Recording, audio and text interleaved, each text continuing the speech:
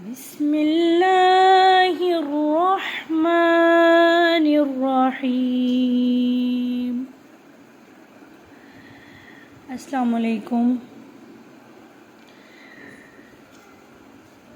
آپ سب سے پہلے تو میں ایک ریکویسٹ کروں گی کہ مجھے میرے چینل کو لائک کریں، سبسکرائب کریں اور اس کو شیئر کریں تاکہ زیادہ سے زیادہ لوگ اللہ پاک کے اس قرآن کلام پاک کے اندر جو دی گئی چھوٹی موٹی ہماری غلطیاں ہیں اس سے بچ سکیں اور صحیح معنوں میں قرآن پاک کو پڑھ سکیں۔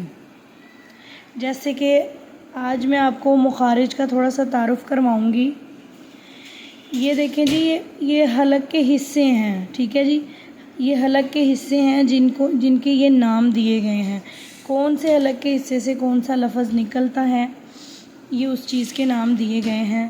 باقی میں اتنی گہرائی میں نہیں جاؤں گی کہ میں آپ کو یہ حلق کے حصوں کے نام یاد کرواؤں، یہ معنی نہیں رکھتے، بس بتانا جو ہے نا معنی رکھتا ہے کہ آپ کو پتہ ہو کہ حلق کے کون سے حصے سے کون سے حروف نکلتے ہیں۔ اور یہ والے جو تمام مخارج ہیں نا، اس زبان کی بجائے میں آپ کو آسان لفظوں میں بتانا زیادہ پریفر کروں گی، جس سے آپ لوگ نہ صرف سمجھیں بلکہ کوشش بھی کریں کہ آپ لوگ ان حروف کو اپنی زبان سے کیسے نکالیں گے، ٹھیک ہے جی۔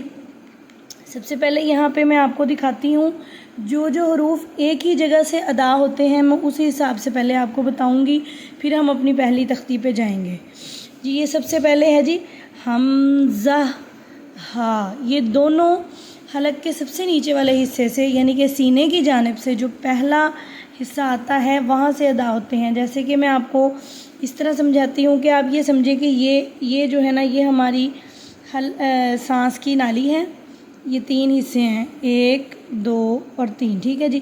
یہ سب سے اینڈ والے حصے سے نکلتا ہے۔ آپ یہاں پہ اپنی فنگر رکھیں اس طرح کر کے، حلق کے اینڈ والے حصے پہ اپنی فنگر رکھیں اور وہاں سے لفظ نکلتا ہوا آپ کو محسوس ہوگا، جیسے ہوا نکلتی ہے نا وہاں سے آپ کو محسوس ہوگا، حمزہ ہا، ٹھیک ہے جی۔ اس کے بعد آگے آ جاتا ہے عین اور ہا، یہ دونوں حلق کے درمیان والے حصے سے جو ہے نا نکلتے ہیں۔ آپ بعض اوقات کچھ لوگوں کی جہاں سے ایک ہڈی نکلی ہوتی ہے نا، گلے کے درمیان سے ایک ہڈی باہر کو نکلی ہوتی ہے، آپ یوں سمجھ لیں اس پوائنٹ سے نکلے گا عین اور ہا۔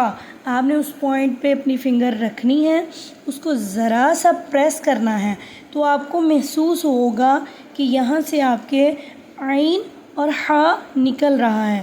یہ آپ لوگ اپنے گھر میں خود پریکٹس کریں، بچوں کو پریکٹس کروائیں۔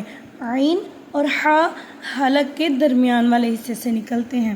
اس کے بعد آگے ہے جی غین اور خا، یہ سب سے اوپر جہاں پہ ایک گلا جہاں سے شروع ہوتا ہے نا، جہاں پہ ہماری زبان ختم ہوتی ہے اور گلا شروع ہوتا ہے، یہ الفاظ وہاں سے ادا کیے جاتے ہیں، غین اور خا۔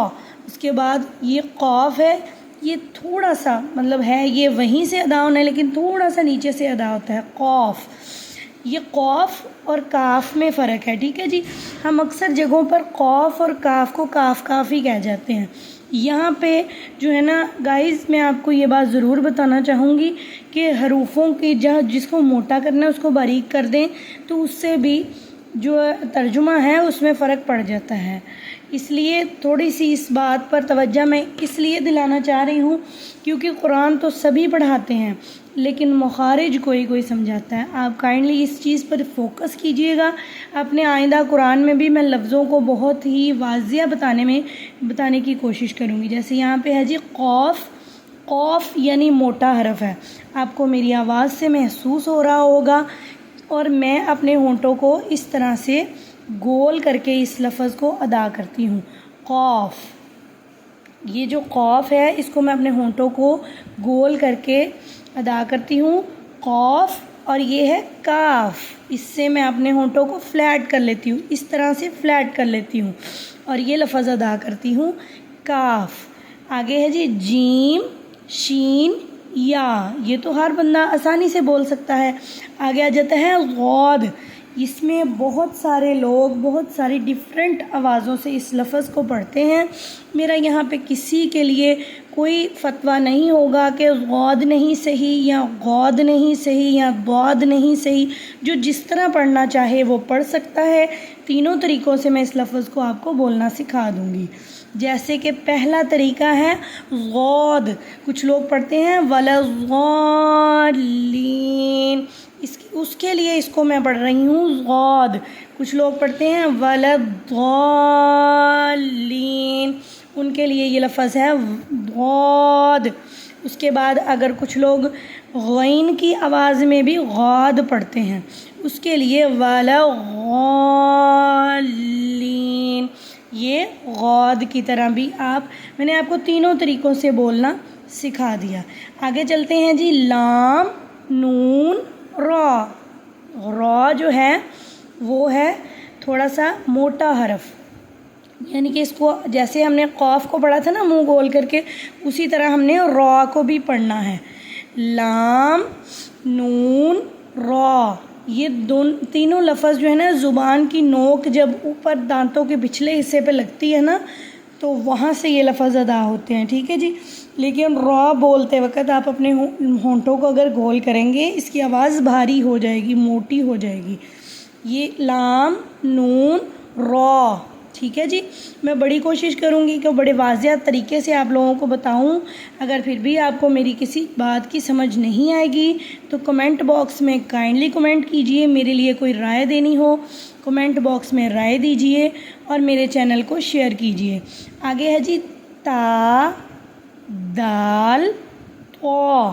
اب تا اور طا میں لوگ فرق نہیں کرتے، اس میں بہت فرق ہے، کائنڈلی اس چیز کو سمجھیں۔ لفظوں کے فرق، مخارج جو ہیں وہ نبی پاک صلی اللہ علیہ وسلم نے جس طرح سے قرآن پاک پڑھا، آگے پڑھایا، اس چیز کو غور کیجئے کہ یہ ہم بھی اسی طرح پڑھ سکیں۔ تا دال طا۔ اس کے آگے ہے جی سا۔ اب یہ سا اور سا لوگ بول دیتے ہیں، سا سمپل سا، دانتوں کو بند کر کے سا کہہ دیتے ہیں، حالانکہ یہ ہے سا۔ دونوں دانت جو ہے نا ان کے درمیان میں اپنی زبان رکھنی ہے، آپ نے یوں کر کے اپنی زبان رکھنی ہے دانتوں کے درمیان میں اور آہستہ سے پیچھے کرنی ہے، سا سا، ٹھیک ہے جی۔ اس بات کا بہت خیال رکھیں کہ جو چیز میں جس طرح سکھا رہی ہوں اس طرح بولنے کی کوشش کریں۔ سا دال غا، یہ طا ہے یہ غا ہے، یہ دونوں حروف موٹے ہیں اور یہ غا اور ضاد ان دونوں میں بھی فرق ہے، ٹھیک ہے جی۔ آگے ہے جی دیکھیں زا سین صاد۔ سین اور صاد کی بولی جو ہے نا، مطلب جو ان کی آواز ہے نا وہ سیم ہوتی ہے، لیکن فرق یہاں پہ ہم نے اس طرح کرنا ہے کہ سین کی آواز جو ہے وہ باریک ہوتی ہے اور صاد کی آواز جو ہے وہ موٹی ہوتی ہے۔ زا سین صاد، یہ تینوں لفظ جو ہیں دانتوں کو میچ کر، یعنی کہ دانت بند کر کے، جیسے بعض اوقات مرچ سے بھی سی نکلتی ہے، اس قسم کا ان کا نکالنے کا طریقہ ہے۔ زا سین صاد۔ اس کے بعد آگے آ جاتا ہے فا۔ اب فا اس طرح کریں گے، نیچے والے ہونٹ کو اندر کی طرف تھوڑا سا گول کریں گے، اس کے اوپر اپنے اوپر والے دانت رکھیں گے تو یہ لفظ ادا ہوگا فا، یہ لفظ ادا ہو جائے گا فا، ٹھیک ہے جی۔ اس کے بعد یہ ہے جی با۔ دونوں ہونٹوں کو آپس میں سختی سے ملائیں گے تو یہ لفظ ادا ہو جائے گا با، ٹھیک ہے جی۔ اس کے بعد آ گیا میم۔ دونوں ہونٹوں کے جو اندر جو ہے نا، مطلب دونوں ہونٹوں کو ذرا زور سے ملا کے 1 منٹ کے لیے رکھیں تو یہ میم ادا ہوگا، میم۔ اس کے بعد ہے جی واو۔ دونوں ہونٹوں کو گول کر کے کھول دیں تو یہ بن جائے گا واو۔ اور اس کے بعد یہ مطلب کہ آپ کیا وہی بات بتا رہی ہوں، یہ مخارج انہوں نے ذرا سخت الفاظ میں دیے ہوئے، سخت الفاظ کیا مطلب کہ جو عام نارمل بندہ نہیں سمجھ سکتا۔ ان لفظوں کو میں نے بہت ہی باریکی سے آپ لوگوں کو سمجھانے کی کوشش کی ہے، بہت طریقے سے سمجھانے کی کوشش کی ہے۔ اگر آپ لوگوں کو میرا یہ مخارج کا تعارف پسند آئے تو میرے چینل کو ضرور سبسکرائب کیجیے گا، لائک کیجیے گا اور آگے شیئر کیجیے گا۔ یہ شیئرنگ، یہ لائکنگ، یہ آپ لوگوں کے لیے صدقہ جاریہ بھی بنے گی، کیونکہ آپ کی وجہ سے جتنے لوگ پڑھیں گے وہ سب لوگ اپنے مخارج اچھے کریں گے، بہتر کریں گے، تو آپ لوگوں کو بھی اس کا اجر ثواب ملے گا اور مجھے بھی ملے گا۔ آپ سب لوگوں سے درخواست ہے کہ میرے بابا جان کے لیے بھی دعا کیا کریں۔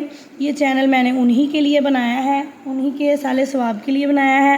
آپ سب لوگوں سے بہت ریکویسٹ ہے، ان الفاظ کو جس طرح میں نے پڑھایا ہے اس طرح پڑھنے کی کوشش کیجئے۔ آگے میرے چینل کو سبسکرائب کیجئے، لائک کیجئے، شیئر کیجئے، اور کوئی چیز سمجھ میں نہیں آتی آپ لوگ کمنٹ کیجئے، میں آپ لوگوں کی ہر کمنٹ کا جواب دینے کی کوشش کروں گی۔ بہت بہت شکریہ۔ السلام علیکم، اللہ حافظ۔